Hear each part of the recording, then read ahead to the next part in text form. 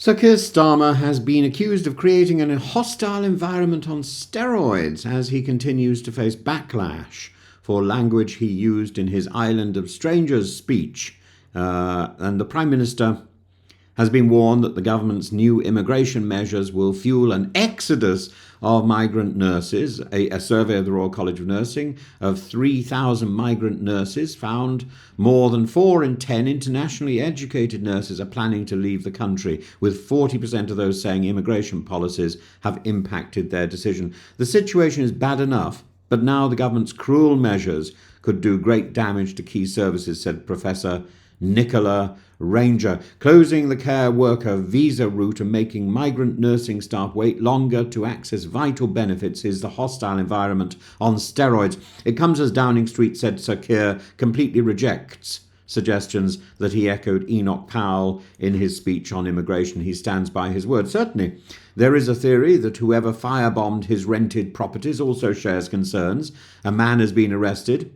And there may be some difficult questions at PMQs today, not from Kemi Badenoch, we've given up on anything like that, but possibly from others like Stephen Flynn, Ed Davey, and even little Richard Tice might pop up and say something on behalf of the significant East European community in Boston. But the language of an island of strangers is not just unfortunate, I think it is incendiary.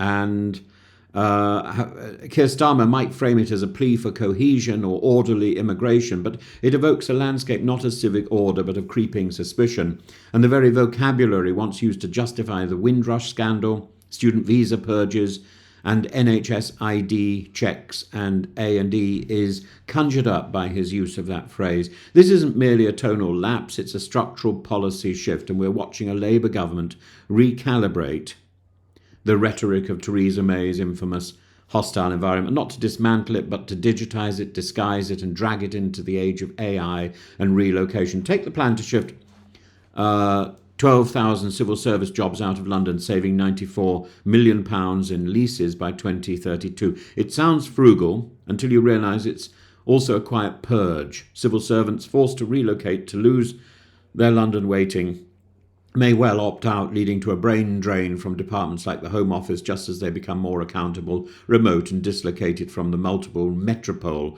that they're meant to govern. The Home Office needs to start working, not moving house. The plan to abolish the care worker visa and restrict foreign student routes is equally brutal. A Royal College of Nursing survey confirms what we feared. Migrant nurses are planning an exodus, not back to their home countries, but to more welcoming places like Canada, Australia, Ireland, where their qualifications will be prized and their humanity respected.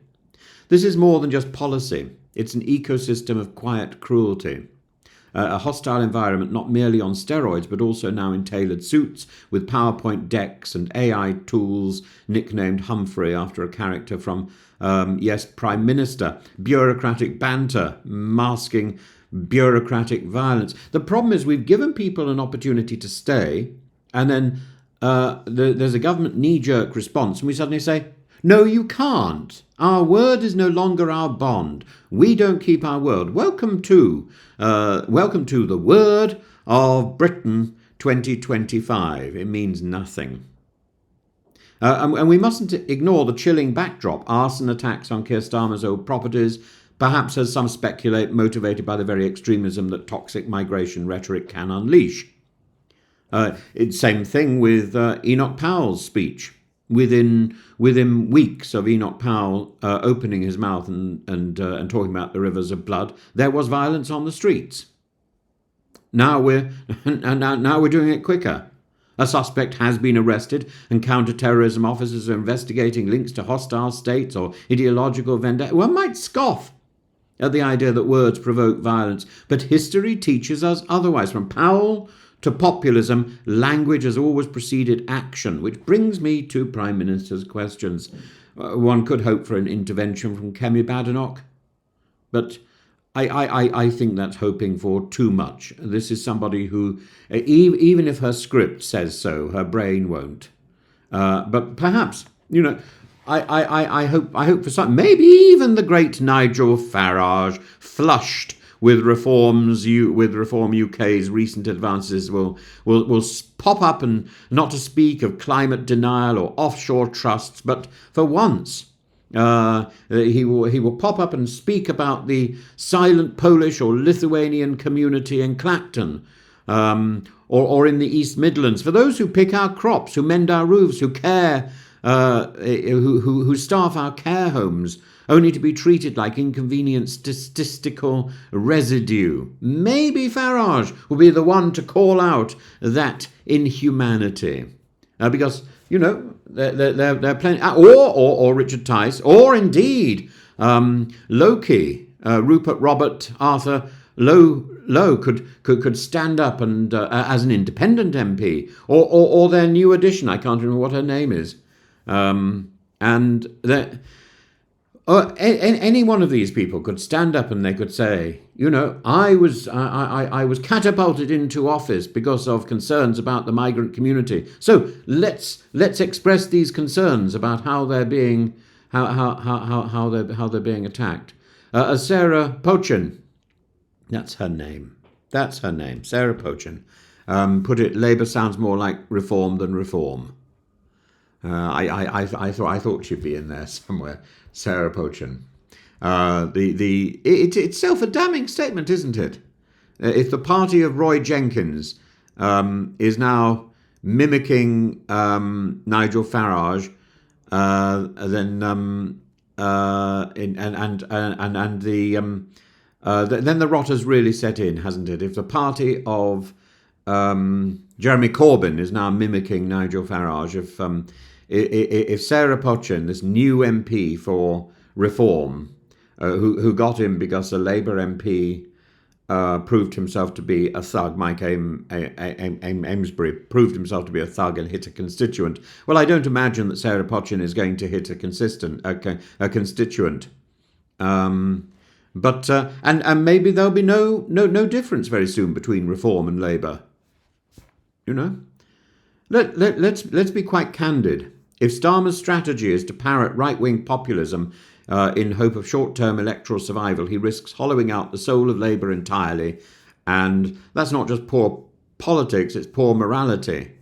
And if you don't like that sort of reform light, well, who are you going to choose? You're not going to choose Kemi Badenoch's Conservative because she's doing the same thing. You're not going to choose Labour. Well, there you know, that's out because Starmer has already reintroduced a hostile environment and again is trying to out reform.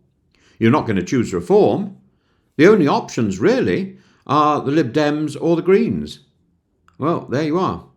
I see a bigger revival of the Lib Dem because there must be more people in the UK who support common sense than who support Farage or Farage Light. The hostile environment was once Theresa May's ill-fated, awful, horrific project, and it was building on stuff that had been set up by Labour earlier, so it wasn't entirely unique to Theresa May.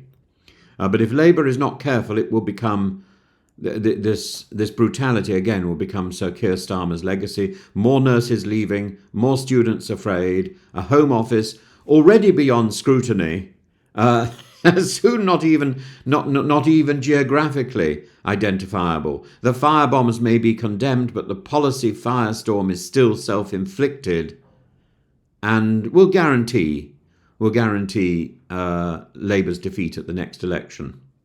Let's not become an island of strangers. Let's make strangers of those who serve us. Let's not make strangers of those who serve us. Let's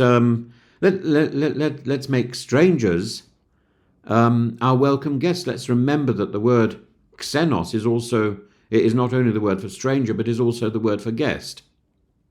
Let's hope these strangers will heal us and enrich us and teach us how to be human. The question is no longer whether the hostile environment has returned, but whether it truly left, and whether we can change that.